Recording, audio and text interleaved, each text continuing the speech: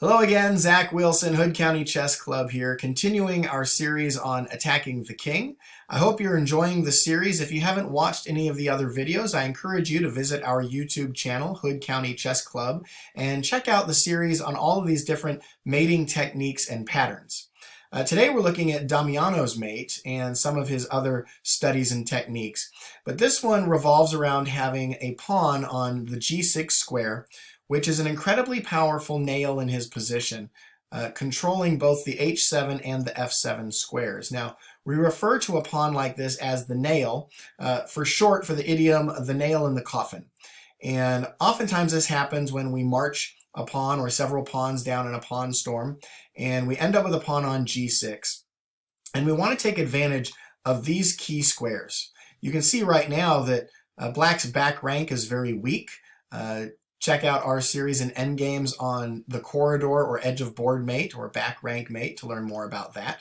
And so Damiano is going to take advantage of this weakness. So with white to move, simply moving the queen into position on h5, wanting to attack this square here for a checkmate. You can see that Black's king does not have an escape square because this pawn is covering the escape. So Black needs to make room to run away. And so he moves the rook, doesn't matter where the rook moves to. In comes the queen for a check. The king moves to his only escape square.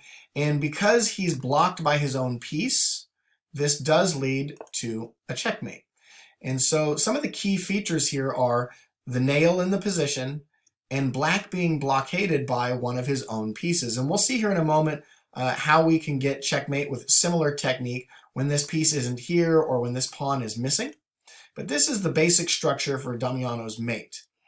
Now, one of the classic examples of this, I like to say we're giving pieces away like Oprah.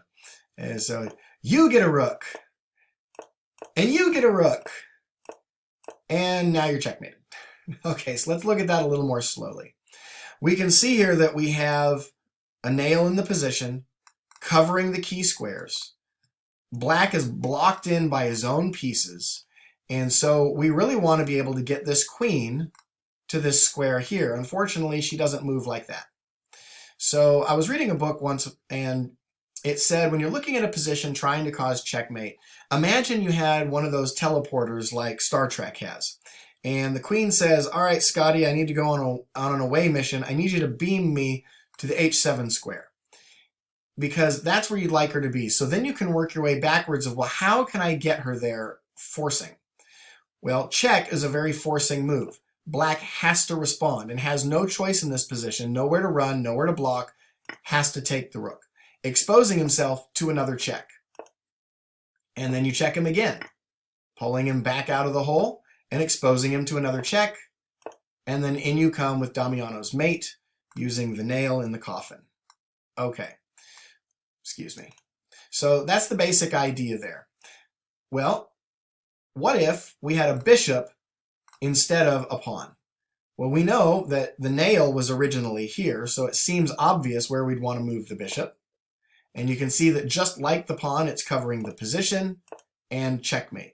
So understand that Damiano's mate shows the least amount of material needed, the weakest pieces being a pawn versus a bishop. But don't forget that a bishop can cover the same diagonals as a pawn. So if the pawn's not there, maybe get a bishop there and use the same pattern. Now, what if the pawn is absent for Black? Does this change anything? Well, you can see here that all we have is the queen and the nail in the position.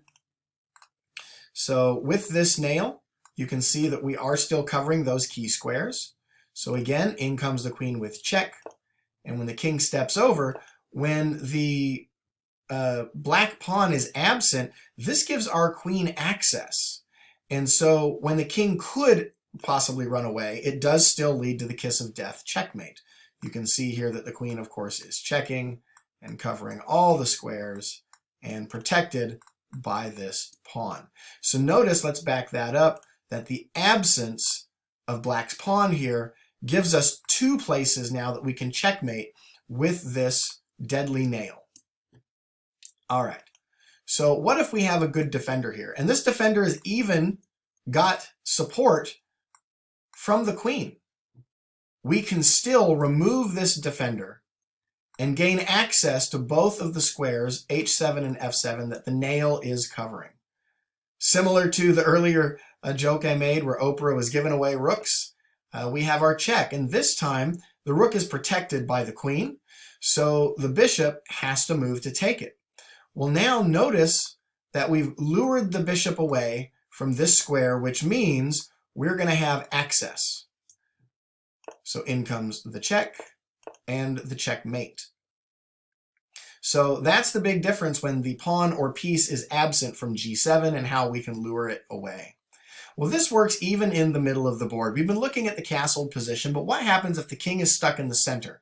And it's going to be a lot easier, I think, when the king is stuck in the center to get a nail in the position, especially one that is immediately in front of the king, covering key squares. And so it doesn't look like black is about to lose, but remember, when you're in the center of the board, you have to watch out for tactics. Well, looking at Damiano's mate with the nail, covering these key squares, remember, we want to lure what would have been the pawn, but here it is the bishop, away, just like the previous example. And hopefully you see, again, the rook maneuver. Protected by the queen, so the bishop has to take, otherwise it would be checkmate.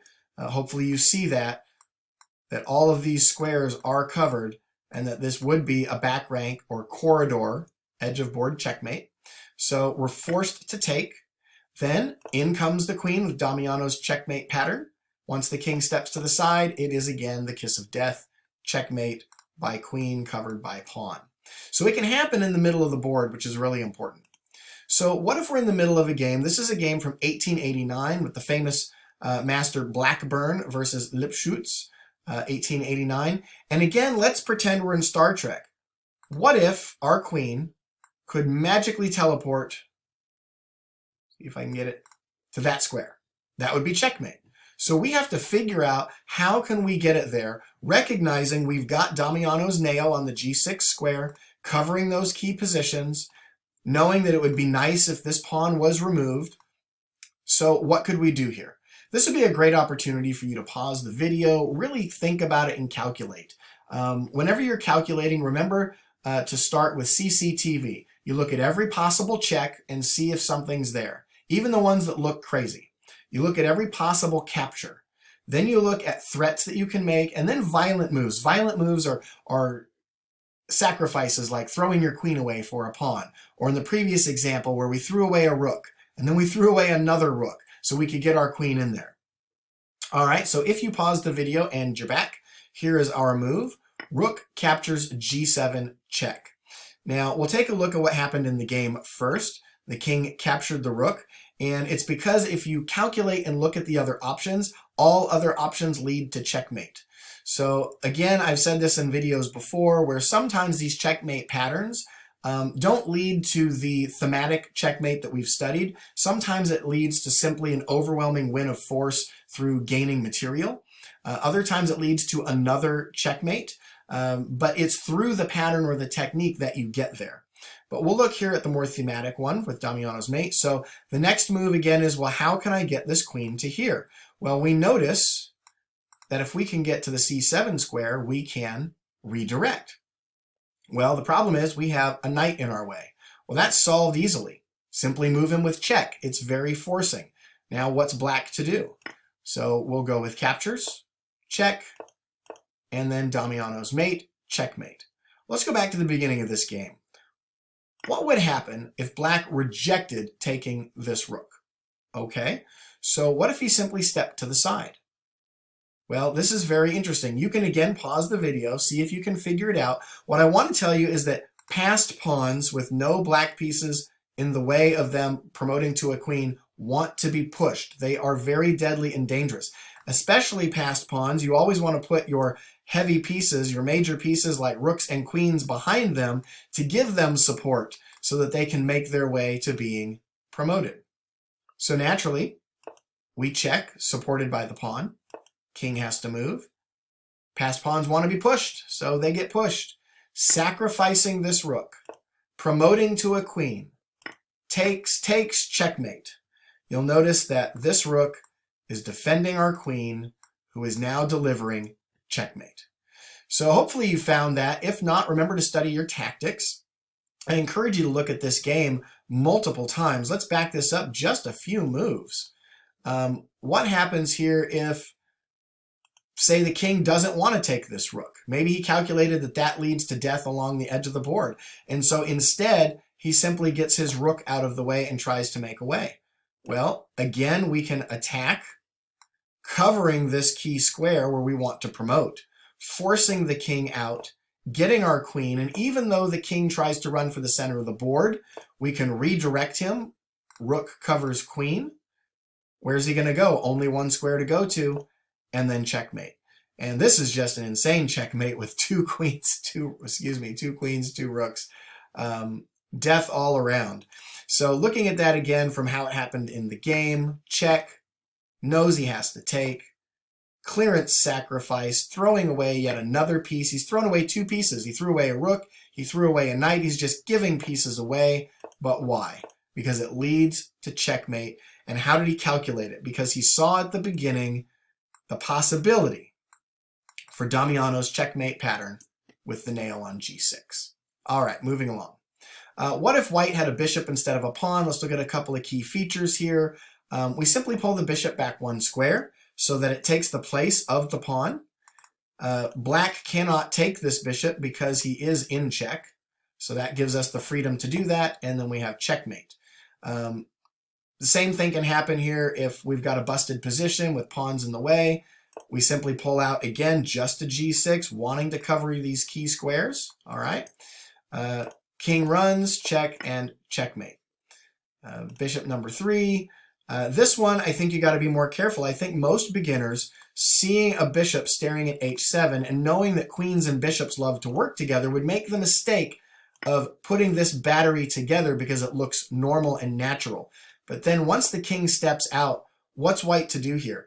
He's completely busted. He hasn't got him caught in a mating net. The king has the access to run around, and we've lost him. So rather than losing him, remember Damiano's mate.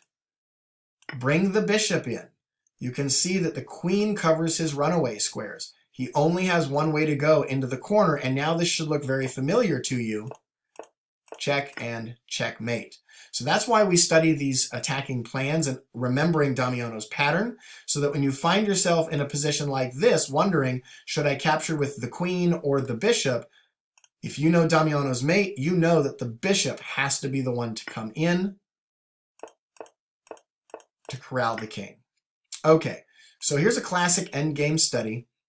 This is a little bit different moving on, but it is from Damiano, and I wanted to share two of his pin to win sacrifices. They do utilize, again, the bishop and the queen. We've got, this pawn in the position. There we go. So what I want you to notice is pin to win. Memorize that. Print it on a shirt. Wear it.